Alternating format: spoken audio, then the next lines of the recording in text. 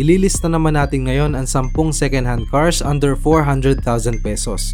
Number 10, 2006 Honda Civic FD. Isa din sa pangarap kong kotse itong Honda Civic FD. Kakaiba kasi yung design niya at mas maangas kaysa sa mga naunang version ng Honda Civics. Instant classic sa mga Honda lovers ang sasakyan na ito dahil sa mala Batmobile appearance nito. Dalawang variants ng FD Civic, ang FD1 at ang FD2, kung saan nag-iiba lang ang dalawang ito sa upholstery at design. Meron itong 5-gear transmission at 1.8 liter fuel displacement. Maaari mong mabili ngayon ang second-hand 2006 Honda Civic FD sa humigit kumulang 330,000 pesos. Number 9, 2007 Hyundai Santa Fe. Ito ang pambato ng Hyundai laban sa Montero Sport, Fortuner at CR-V, ang Hyundai Santa Fe. Dahil ang mga Pinoy ay nahihilig na sa SUVs na pangpamilya, naglabas din naman ang Hyundai ng compact SUV. Mataas ang ground clearance nito at pinapatakbo ng diesel engine. Dahil nga sa mataas na build nito, kahit dumaan ito sa mga road humps at lubak ay comfortable pa din ang driving experience. Ang Santa Fe ay tinutulak ng isang malakas na makina, isang 2.2 liter CRDIE VGT diesel na gumagawa ng 197 horsepower at 441 Newton meters na torque. Sa sobrang lakas ng torque na sasakyan na ito, kayang-kaya nitong umakyat sa mga matatarik na bundok habang punong-puno ng pasahero ang sasakyan. Maaari mong mabili ngayon ang second-hand 2007 Hyundai Santa Fe sa humigit kumulang 358,000 pesos. Number 8, 2016 Toyota Wigo. Ito ay isang hatchback na inilabas ng Toyota noong 2013 na tamang-tama para sa mga nagsisimula pa lamang magmaneho ng sasakyan dahil sa affordable na presyo at magandang specs nito. Kakaiba din ang design nito dahil pango at aggressive ang hood ng Wigo. Mabilis tinanggap ng mga Pinoy ang Wigo dahil sa alam nilang reliable ang Toyota brand at hindi nito pababayaan na low quality ang build ng mga hatchbacks nila. Ang Wigo ay merong 1.0 liter gasoline engine na kaya maglabas ng 66 horsepower at 89 Newton meters na torque. Pwedeng mamili sa dalawang klase nito, ang 5-speed manual o 4-speed automatic transmission na pwede mong iakyat ng Baguio at Tagaytay. Sa loob nito ay merong sapat na space para sa 4 na tao at sapat na espasyo sa likod na pwedeng lagyan ng mga gamit. Ang Wigo ay meron ding installed airbags at seatbelt warnings. Maaari mong mabili ngayon ng second-hand 2016 Toyota Wigo sa humigit kumulang 375,000 pesos. Number 7, 2017 Mitsubishi Mirage. Ang Mitsubishi Mirage ay isang subcompact sedan segment na lumalaban sa city driver car market. Kalaban nitong Honda City sa segment. Inilabas ito noong 2013 na meron dalawang body type, sedan at isang hatchback. Parehas itong ginawa ng Mitsubishi na matipid sa gasolina at tamang-tama para sa matatraffic na lugar. Ang makina ng Mirage ay may 1.2 liter inline 3 DOHC engine na kaya maglabas ng 77 horsepower at 100 Newton meters na torque. Meron din itong 5-speed manual transmission. Ang 5-seater na sasakyang ito ay merong maluwag na espasyo at komportableng interior. Ang overall performance din nito ay maganda dahil basic lang din ang controls nito. Mababa ang presyo ng pagre-repair dito at halos lahat ng parts naman ay nagkalat na sa mga auto supplies. Maaari mong mabili ngayon ang second-hand 2017 Mitsubishi Mirage sa humigit kumulang 360,000 pesos. Number 6, 2014 Honda City. Ang Honda City ay naglilingkod sa mga car buyers na nagtatravel palagi sa syudad na palaging traffic. Efficient din sa gasolina ang kotseng ito dahil built talaga ito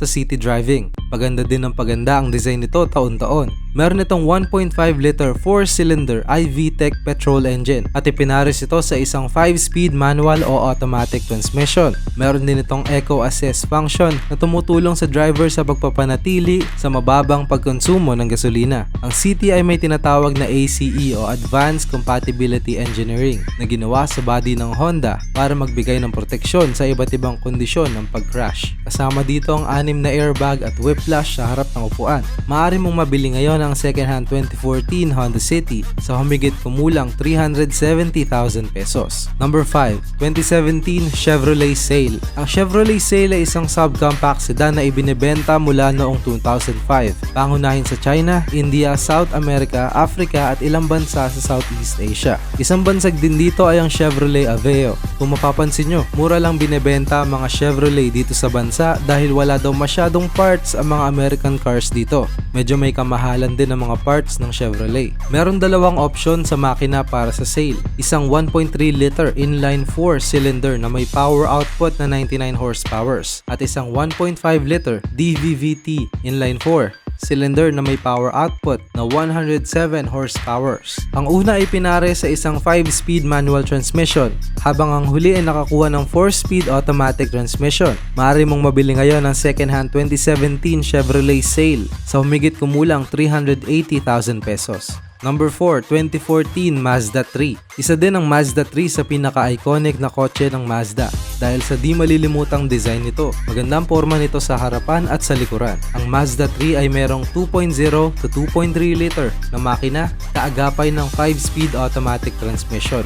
Ang ABS at variable intermittent front wiper ay normal na sa listahan ng mga feature para sa lahat ng modelo nito. Meron itong dalawang klase ng engine, isang 140 horsepower 4-cylinder at isang mas malakas na 156 horsepower engine sa S version. Inilabas ito na may 4-door sedan type at hatchback type. Napaka-luxurious din ang feel nito sa loob. Overall, ang Mazda 3 ay isang matibay na kotse. Ito ay may napaka-reliable na makina. Maaari mong mabili ngayon ang second-hand 2014 Mazda 3 sa humigit kumulang 365,000 pesos. Number 3, 2018 Nissan Almera. Unang lumabas noong 2012, ang Nissan Almera ay isa sa mga super competitive na subcompact sedan na lumabas sa ating bansa dahil ang kasabay nito ay ang Honda City at Toyota Vios. Mabilis itong bumenta dahil sa price point dahil ino-offer ang Almera sa napakamurang halaga. Meron itong mga variant mula 1.2 liter hanggang 1.5 liter engine, manual at automatic transmissions.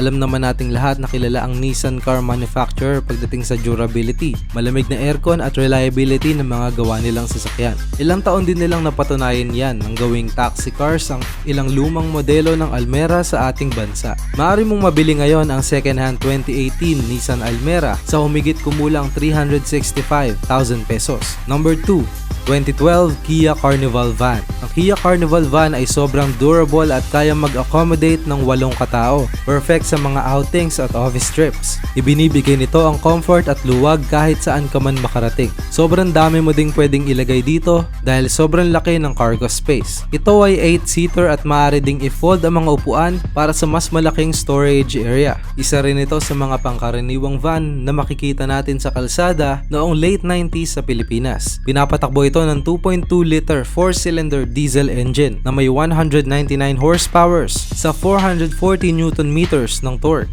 Maaari mong mabili ngayon ng second-hand 2012 Kia Carnival Van sa humigit kumulang 385,000 pesos. Comment mo naman down below kung ano mga nagustuhan mo ng kotse sa listahan natin. Sa number 1 spot, ang 2009 Toyota Corolla Altis. Kilala ang mga lumang Toyota Corolla sa reliability. Kahit sa ang mekaniko ka magtanong, sasabihin sa iyo na sobrang tibay ng engine built ng mga lumang Corolla. Kahit saan mo dalhin, hindi ka ititirik. Kaya ngayon ginawa pa din ng Toyota ang makakaya nila para gawing mas modern at mas reliable ang legendary Toyota Altis. Hindi ito ang pinakamagandang lineup ng sasakyan, pero ipinapangako naman ng Toyota na ang mga Altis ay reliable at pampamilya dahil sobrang high quality materials ang nilagay nila dito. Mataas din ang safety ratings nito sa mga crash test. Ang base 2009 Toyota Corolla ay may 1.8 liter ng 4-cylinder engine na naglalabas ng 132 horsepower at 128 pound-feet ng torque. Kaagapay nito ang 5-speed manual o 4-speed automatic transmission. Maaari mong mabili ngayon ng second-hand 2009 Toyota Corolla Altis sa humigit kumulang 350,000 pesos. Mag-like at subscribe na for more contents na katulad nito. Meron din kaming mga products at merch. Yung links nasa description. Salamat sa panonood!